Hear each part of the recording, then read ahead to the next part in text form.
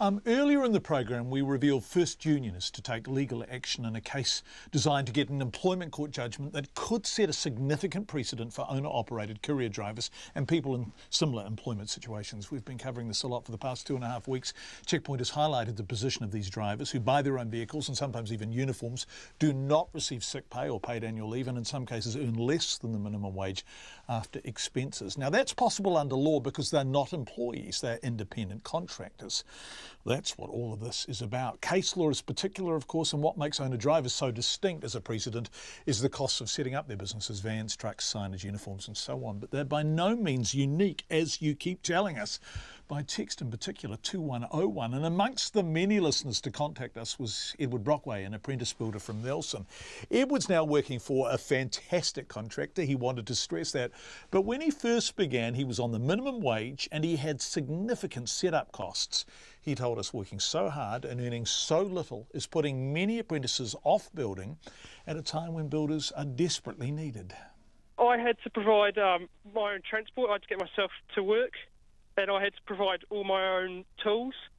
So, yeah, like basically all the general tools.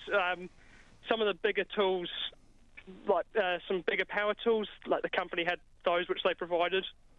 And I also had to provide things like knife blades and new blades for my saws, things like that. So you were buying all of this from the minimum wage? Yeah, that's right. Edward, did you get sick pay?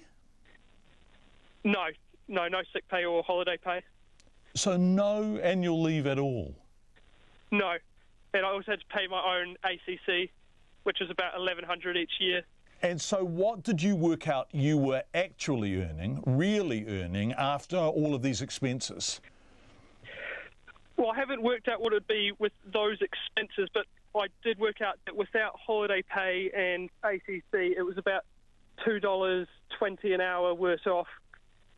So even before costs, tools, blades and other equipment, you were already earning $2 an hour less than the minimum hourly rate. If you were an employee, of course, that would be illegal. But as an independent contractor, that's just how it is. How do you feel about that? It's not just me, but I'm probably not going to stick with building. I know a lot of people who aren't, and I think this is one of the reasons why people don't stick with building. And I know that's the same for a lot of people I've known through the politic. So what are you going to do instead? I was looking at either joining the police force or perhaps training to be a paramedic. This is interesting in the context of the shortage of builders, right? Particularly in our main centres where we just can't get the people to do the work. And you're suggesting that the people are put off doing the work by being individual contractors who are paid the minimum wage and have to cover their own expenses.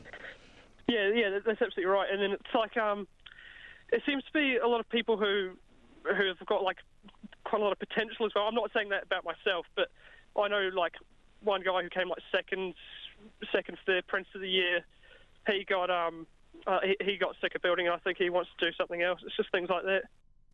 Edward Brockway, who as a building apprentice, after his expenses, and they're substantial when you're setting yourself up as a builder, as everyone in the business will know, was earning considerably less than the minimum wage. Edward is blessed now by his employer, he says, but a tough start to his professional life.